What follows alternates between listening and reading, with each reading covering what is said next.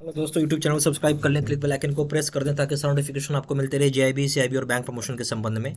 यहाँ बात करें सीआईबी का, बीएफएम क्वेश्चन बैंक नंबर 2 है। और क्वेश्चन बैंक को स्टार्ट करने से पहले एक छोटा सा अनाउंसमेंट है। अनाउंसमेंट क्या है कि हमारे पास दो तरह के कोर्सेज है, दोनों के दोनों ही मिल जाएंगे आपको, शॉर्ट टर्म और इन डेप्थ वीडियो।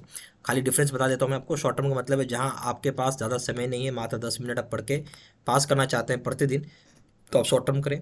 और अगर आप चाहते हैं कि एक ही दिन में हम पूरा इंटायर सिलेबस ख़त्म कर लें, तो उसके लिए भी शॉर्ट टर्म कोर्स सबसे बढ़िया कोर्स है।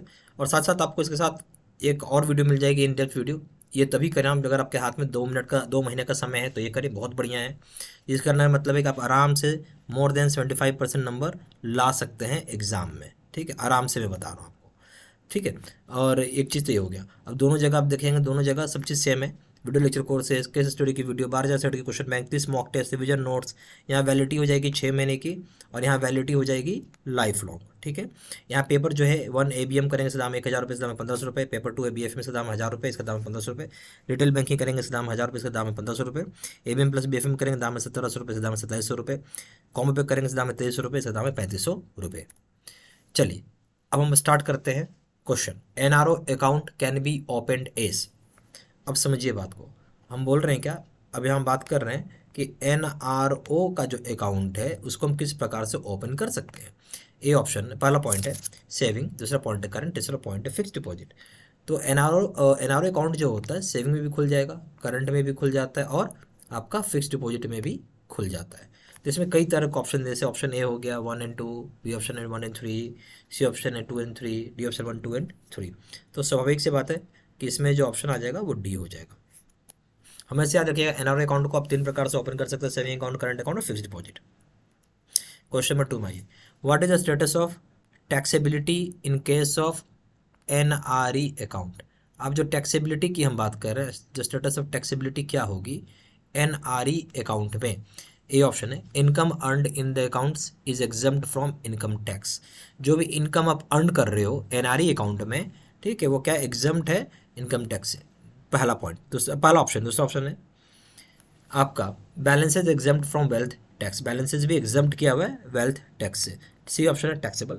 डी ऑप्शन है बोथ ए एंड बी। तो पहला समय जब आपका स्टेटस ऑफ टैक्सेबिलिटी की बात कर रहे हैं और ऊपर से आप एनआरई है, हाँ एनआरई अकाउंट है, तो आपका जो भी कमाई हुआ अर्न किया है अकाउंट में एग्जम्प्टेड होता है इनकम। ध्यान सुनिएगा, एग्जम्प्टेड होता है किस चीज़ से, इनकम टैक्स से।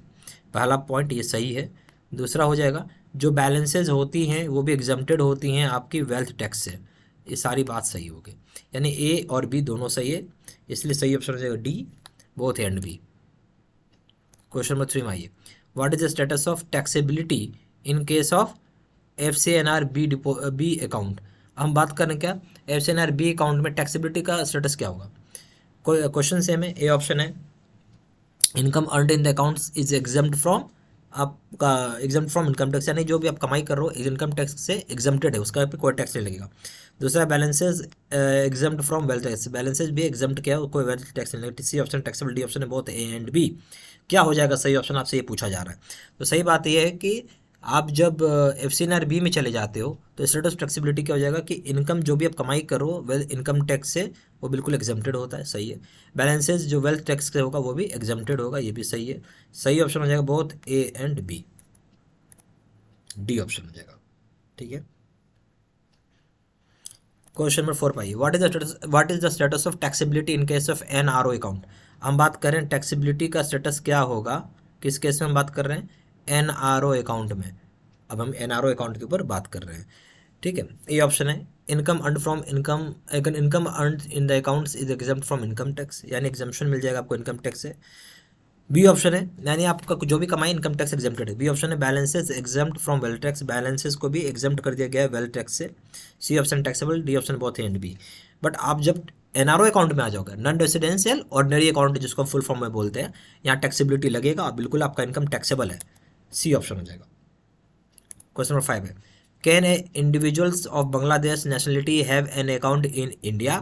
क्या कोई भी नागरिक जो है या कोई भी आदमी जो है, नागरिक जो है, जो बांग्लादेश का नागरिकता है, क्या वो अकाउंट भारत में खोल सकता है। ए ऑप्शन है यस।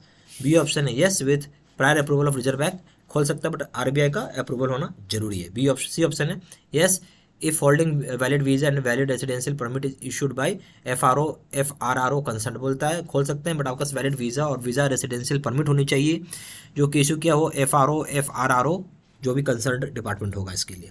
डी ऑप्शन है नो। तो इसका जो सही ऑप्शन हो जाएगा वो क्या हो जाएगा, आप बिल्कुल खोल सकते हैं, सी ऑप्शन हो जाएगा, बिल्कुल खोल सकते हैं। बस आपके पास एक वैलिड वीज़ा होना चाहिए, जरूरी है, वैलिड रेसिडेंशियल परमिट भी होना चाहिए, और इशू कौन करेगा, FRRO। ठीक है, सही ऑप्शन हो जाएगा सी। क्वेश्चन नंबर 6 है, can a individuals of Pakistan nationality have an account in India. बड़ा इंपॉर्टेंट क्वेश्चन है कि देखिए कोई भी अगर नागरिक है और पाकिस्तानी नागरिक है वो, तो भारत में अकाउंट खोल सकता है। ए ऑप्शन है यस, बी ऑप्शन है yes with prior approval of reserve bank, reserve bank का अप्रूवल चाहिए। सी ऑप्शन है yes if holding a valid visa valid residential permit issued by FRRO concern. ठीक है, यानी वैलिड वीज़ा और valid residential permit होगी तो खोल सकता है। डी ऑप्शन है नो, नहीं खोल सकता है। देखिए भारत का और पाकिस्तान के साथ संबंध अच्छे नहीं हैं और बॉर्डर पर टेंशन होने की वजह से भारत पाकिस्तान को संदेह की नज़र से देखता है, इसलिए इस तरह के केसेस में, या आप बोल सकते हैं मिलिट्री के लिए फंडिंग भी होती है, करते हैं कई लोग, ऐसी बात नहीं है। तो इस चीज़ से बचने के लिए यहाँ बोलते हैं क्या कि आपको अप्रूवल लेना पड़ेगा रिजर्व बैंक ऑफ इंडिया से। तो यहाँ पे यस खोल तो बिल्कुल सकते हैं but reserve bank of India से अप्रूवल की जरूरत है। B option. क्वेश्चन नंबर 7 में आइए, who can open EFFC account. अब पूछ रहा है कि कौन ओपन कर सकता है EFC अकाउंट। ठीक है, पहला पॉइंट है इंडिविजुअल, दूसरा पॉइंट है कंपनी, तीसरा पॉइंट है all categories of foreign exchange earners. तो यहाँ कौन ओपन कर सकते हैं EFC अकाउंट में, ये आपसे पूछा जा रहा है। और यहाँ ऑप्शन दिया 1 and 2, बी ऑप्शन है 1 and 3, सी ऑप्शन है 2 and 3, डी ऑप्शन 1, 2 and 3। तो देखिए जब हम बात कर रहे हैं EFC तो इंडिविजुअल भी खोल सकता है, कंपनीज भी खोल सकता है, और सारे कैटेगरीज के फॉरेन एक्सचेंज अर्नर्स भी खोल सकते हैं, यानी सारे लोग खोल सकते हैं। तो सही ऑप्शन हो जाएगा डी 1, 2 and 3। ठीक है, क्वेश्चन नंबर 8 में आइए, how much can be credited into an EEFC account. कितना हम क्रेडिट कर सकते हैं EEFC अकाउंट में। पहला ऑप्शन है 50% of foreign exchange earnings, 50% of foreign exchange earning credit कर सकते हैं। बी ऑप्शन है आपका 75% of foreign exchange earnings. C option है 100% foreign exchange earnings. D option है 100% foreign exchange earning provided the sum total of the accruals in the account during a calendar month should be converted into rupees on or before last day of the succeeding calendar month after registering for utilization of the balances for approved purposes or forward commitments। देखिए EEFC account में आप पूरा 100% यानी 100% आप जो है exchange का value credit कर सकते हैं, बट इसमें भी क्राइटेरिया डाल दिया है। क्या है, एक्यूरल्स जो अकाउंट में होंगे वो कैलेंडर ईयर में आपको कन्वर्ट करने होते हैं भारतीय रुपीज़ में। ठीक है, रुपीज़ में, या ऑन और बिफोर जो भी लास्ट सक्सेडिंग कैलेंडर मंथ होगा उसके हिसाब से होता है, समझ गए। ये सब चीज़ें होती हैं और यहाँ पे एडजस्टमेंट करने के बाद आपको ये चीज़ करना होगा, यूटिलाइजेशन ऑफ बैलेंसेस जो भी अप्रूव्ड पर्पसेस को होगा फॉरवर्ड कमिटमेंट के लिए। तो सही ऑप्शन हो जाएगा डी। क्वेश्चन नंबर 9 में आइए, what are the permissible credits in the EEFC account. बोलता है क्या आपके पास परमिसिबल क्रेडिट्स होनी चाहिए EEFC अकाउंट में। पहला पॉइंट है inward remittance through normal banking channels, यानी इनवर्ड रेमिटेंस होगा तो नॉर्मल बैंकिंग चैनल के हिसाब से। बी ऑप्शन है advance remittance received by an exporter, advance remittance जो एक्सपोर्टर रिसीव करेगा। तीसरा हो जाएगा payment received for export of goods and services from India, payment जो आप रिसीव कर रहे हो export of goods and services from India के लिए। तो देखिए यहाँ पे क्या क्या चीज़ परमिसिबल किया गया है EEFC अकाउंट में, आप समझिए। तो यहाँ हो जाएगा कि जो EEFC अकाउंट में है इनवर्ड रेमिटेंस भी आप मंगा सकते हो, ठीक है, और जो नॉर्मल बैंकिंग से बैंकिंग चैनल के थ्रू, ठीक है।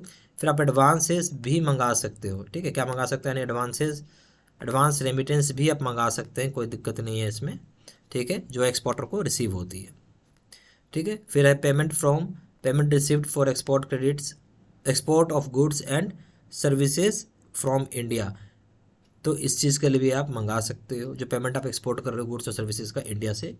यानी पहला ऑप्शन 1 और 2, दूसरा ऑप्शन है 1 और 3, तीसरा ऑप्शन है 2 और 3, डी ऑप्शन है 1, 2 और 3। तो सही बात यह है कि तीनों पॉइंट सही है, जैसे डी ऑप्शन हो जाएगा 1, 2 और 3।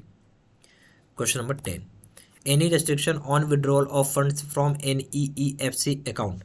बोलता है किसी तरह का कोई रेस्ट्रिक्शन होता है क्या जब हम विड्रॉल ऑफ फंड्स की बात करने लगते हैं EEFC अकाउंट से।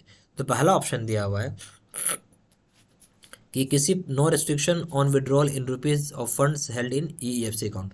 बोलते हैं किसी तरह कोई रेस्ट्रिक्शन नहीं होता है विड्रॉल करने में रुपीज़ ऑफ फंड में जो भी आपके EFC अकाउंट में होता है। दूसरा है ठीक है, दूसरा क्या है कि account the amount withdrawn in rupees shall not be eligible for conversion into foreign currency and for recredit into account। बोलते जो अमाउंट आप विड्रॉ कर रहे हो रुपीज़ में वो एलिजिबल नहीं होगा कन्वर्जन करने के लिए फॉरेन करेंसी में, ना ही रिक्रेडिट ऑफ अकाउंट के लिए। तो अब इसमें कौन सा पॉइंट सही हो पूछ रहा है वो, ठीक है, वो बताना होगा आपको।